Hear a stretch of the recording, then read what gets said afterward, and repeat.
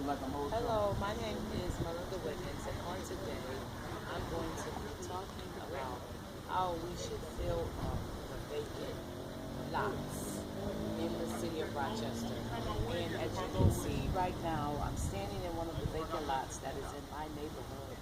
This is my home right here, and the vacant lot is empty. I've been living in this neighborhood for 9 years, and this lot has been empty for 7 of the 9 years.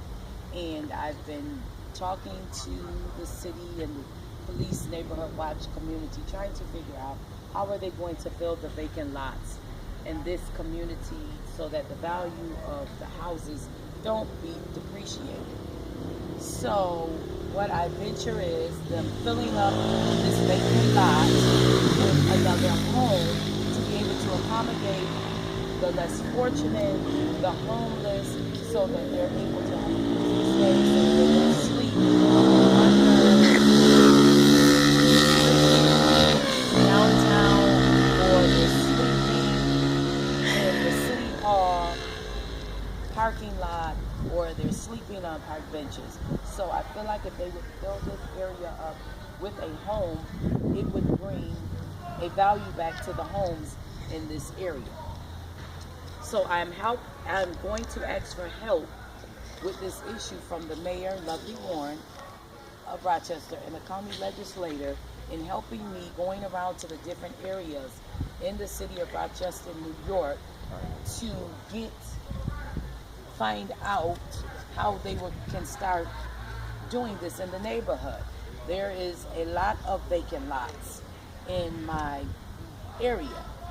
If you turn around, you will see the one across the street where they have turned it into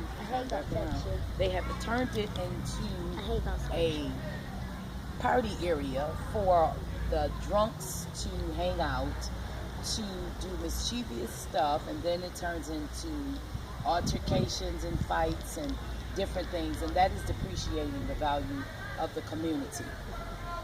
In the 90s, Rochester spent anywhere from $500,000 to over $1 million per year to help out with fire and vandalisms that was done to vacant lots.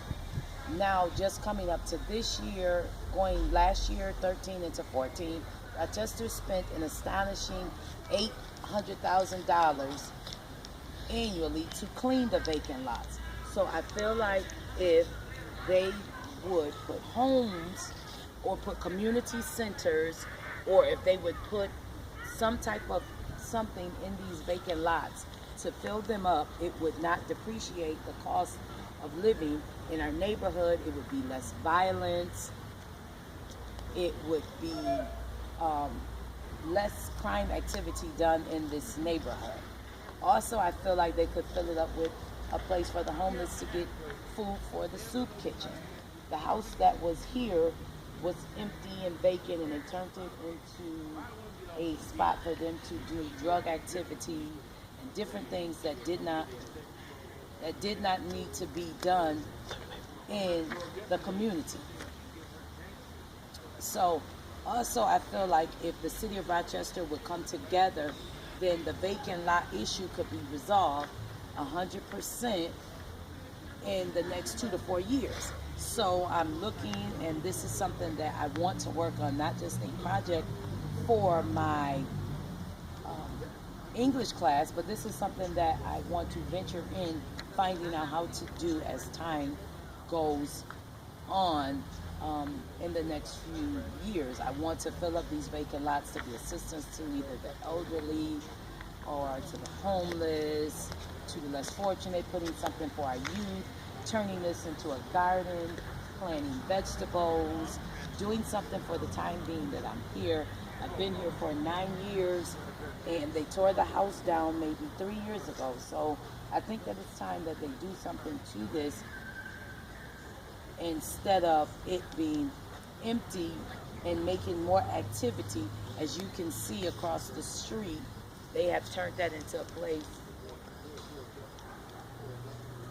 A lot of activity is going on across the street with the drinking and the socializing and everything. So this is something that I plan on doing over the next couple of years, going down, talking to the city, getting some other people that want to build up the cost of our area and not to depreciate our homes, going down there and setting up a meeting and contacting them and writing letters and letting the county know and the mayor know that something needs to be done to prevent the activity that's in the parking lot across the street, where my kids are not able to come outside due to the noise and the drinking and the drug use and the drug activity and all of this in these empty vacant lots. So in my proposal that I've shown you on today, I've shown you just in my neighborhood 2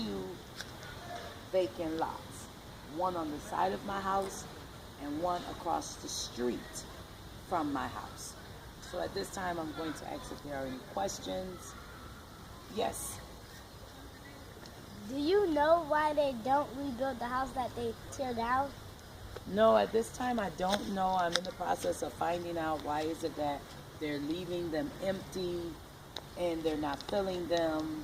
And this grass just so happened to have been cut within the last week or so, so it's not as bad, as well as the one across the street was just cut because normally the grass across the street is higher than it is. So it was just cut within the last week or so. Another question?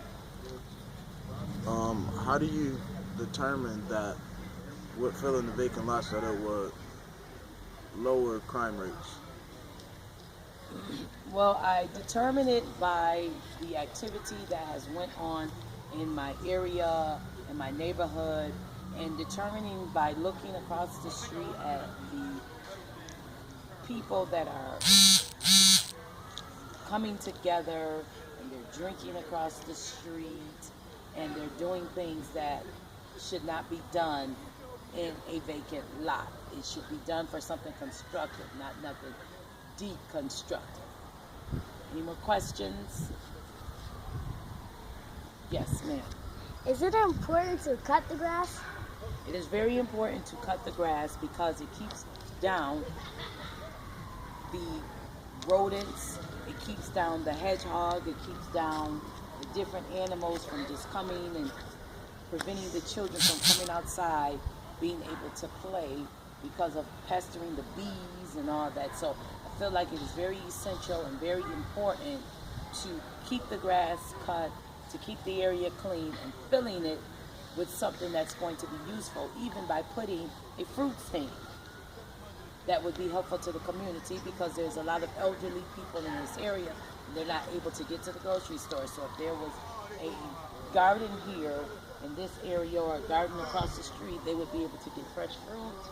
And if the people would come together, we could plant trees and do different things to build up our community. And that is the end.